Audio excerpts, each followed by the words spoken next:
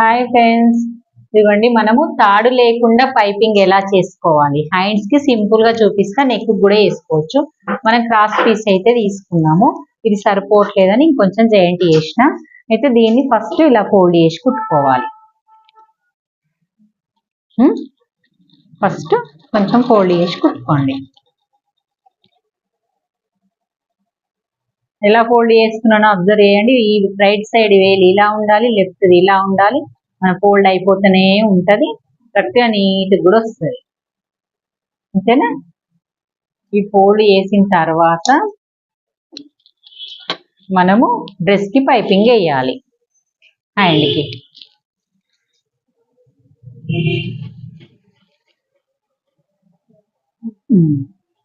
హ్యాండ్కి పైపింగ్ వేస్తున్నాము. వేసేటప్పుడు మనము వైట్ ఉంది, మనం వైట్ దారం మారవాలి అనుకుంటున్నాం. వైట్ దారం మారవాలి అన్నప్పుడు అమ్మయ్య నాకు ఇప్పుడు దారం మారవాలన్నా అన్న ఫీలింగ్ వస్తుంది కదా. ఆ ఫీలింగ్ లేకుండా దారం ఈజీగా మార్చే విధానం చూపిస్తాను. సూదిలో కూడా దారం నేను తీయను, పెట్టాను. తెల్ల దారం పెడతా. ఇప్పుడు ఇదిగో ఇది ఇలా తీస్తున్నానా, ఇలా తీస్తున్నానా, తీసి ఇంత కట్ చేసుకోండి. కట్ చేసి ఇది కొత్త దారం ఇలా పెట్టేసుకోండి. ఇది రెండుటిని ఇలా ముడేయండి. ఎలాగా లోపలికి వెళ్ళి మళ్ళీ బయటకు వచ్చే విధంగా, అంటే ముడి వేసింది కూడా మనకు కనబడది. పెట్టినావా? ఇప్పుడు దీన్ని లాగాలి. లాగేటప్పుడు ఇక్కడ ఉంది కదా, ఇది సూళ్ళ దారం ఇలా చేతితో పట్టుకోవాలి. లెఫ్ట్ హ్యాండ్ని ఇది లాగాలి.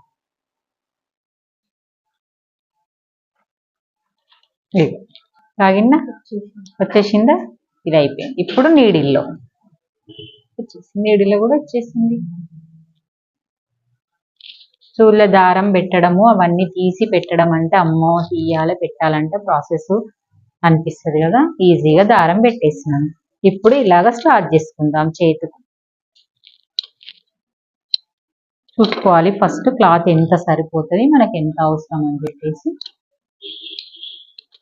దీన్ని పెట్టి ఇక నీట్గా సేమ్ అన్నిటి కుట్టినట్టే టెన్షన్ మందం కుట్టుకోవాలి. ఇలా థ్రెడ్ పెట్టకుండా పైపింగ్ ఎంత నీట్ వస్తుందో చూడండి.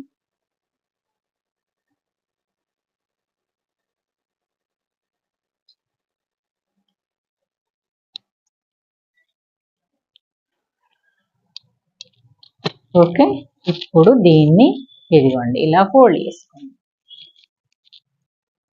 ఇది అనుకున్న తర్వాత దీన్ని మాత్రం మనం వెనక్కి అనద్దు, దాన్ని అందులోనే ఉంచి దాన్ని తిప్పి మనం థ్రెడ్ అంతా సేమ్ మన థ్రెడ్ పైపింగ్ ఎంత రావాలనుకున్నాం అంత ఫోల్డ్ చేసి మన కుట్ట అనేది వైట్ దాని మీద రావాలి. చేతుల మీద అంటే ఒరిజినల్ క్లాత్ మీద రావాలి, పైపింగ్ మీద రావద్దు.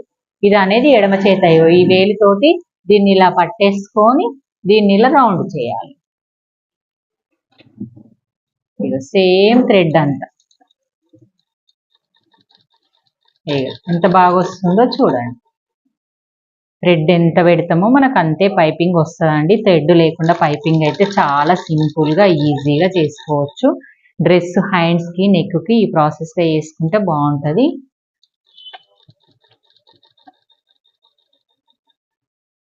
గ్రీన్ మీద పడద్దు, పడుతుందా?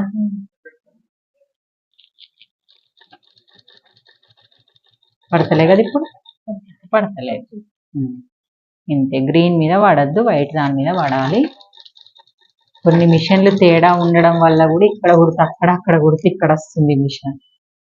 జాక్ మిషన్ అలవాటు అయినాక దీని మీద కష్టమే. మిషన్ జరుగుతుంది, పాదాలు పీకోరాదు. జాక్ మిషన్ మీద పీకోరాదు, ఓన్లీ